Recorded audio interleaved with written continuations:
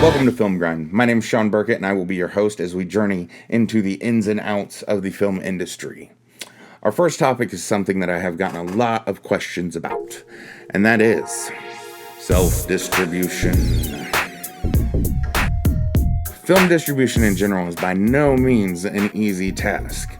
Whether it's self-distribution or going through a distribution company, both will require one huge thing out of you, and that is for you to be the driving force in promoting the film. I know, a lot of people think, hey, if my film's being distributed by a company, they're gonna put ads in magazines and advertise and all that. Afraid not, friend. Most distribution companies have a spending cap, and that is what they will invest into your film.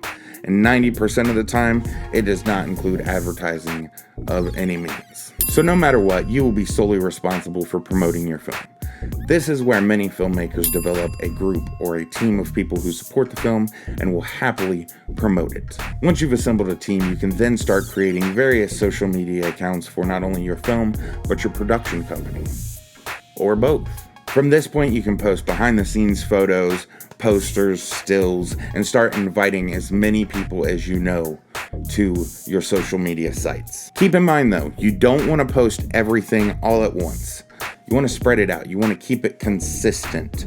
People love consistency, and they will check back regularly to see new things. Now, I bet some of you are wondering why I didn't mention anything about a trailer. That's because, in my opinion, that comes in the next stage, so bear with me. Now that you are developing a following, this is the perfect time to begin setting goals. You're getting likes, people are asking questions, you have people interested. So, for example, you could make a post saying, if we get 2,000 likes or 2,000 followers, we will post the first trailer for the film. Posts like these have the ability to spark interest in people sharing posts and links. This is something that you can do regularly for trailers, interviews, and behind-the-scenes videos. But still, the most important thing is consistency. So don't do it all at once. People love consistency. Keep in mind, these are all just my opinions. I've made a lot of mistakes in filmmaking, and hopefully you can learn from them. Before the next step, make sure you copyright your film with the Library of Congress. This is a very important thing. This proves your ownership of the film. So from here, you really have two options. You can start selling physical media, or you can start entering film festivals. Technically, you can do both, but we'll get into that in just a minute. So we'll start with physical media. There are a ton of DVD manufacturers out there, and you can get 100 copies of your film made for between $400 and $500. These are fully packaged, shrink-wrapped, printed copies of your film ready to be sold.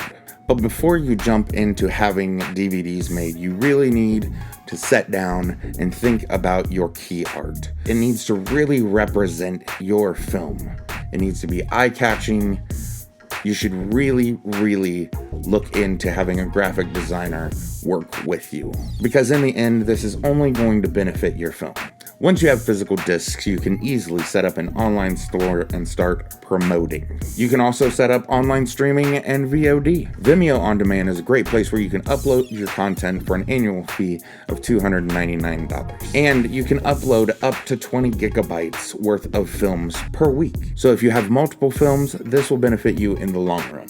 Or there's Amazon Direct, which you can do the same thing at no cost other than you will have to pay to have closed caption files made, which there are plenty of companies that do closed caption files, and they normally charge about $1 per minute. So if your film's 80 minutes long, it's going to cost you about $80. But remember, if you're not promoting any of this, you're gambling with the success of your film. Lots of filmmakers enter their films into film festivals before releasing. This can generate buzz in the film community, as well as provide you with laurels to add to your promotion. For every film festival that accepts your film, you will get one of these, which can help with your marketing and sales. There are a ton of great film festival sites out there. I primarily use Film Freeway because I like the setup. You can create a page for your film, and it's very easy to enter festivals. So let's recap. Step 1 would be building your social media presence. Step 2 would be to post consistently. Step 3 will be copywriting your film. copyright your film. Step 4 will be to create DVDs and set up an online store. Step 5 will be to set up your streaming and video on demand sites. And step 6 will be to enter film festivals. After everything's said and done and everything is set up, you will still want to consistently promote your film. People love consistency. And that, in a nutshell, is self-distribution. If you have any questions, please feel free to comment below, and be sure to check out the resources that I have left as links in the description of this video.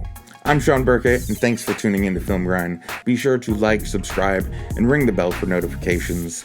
Our next video will be about DIY disc making.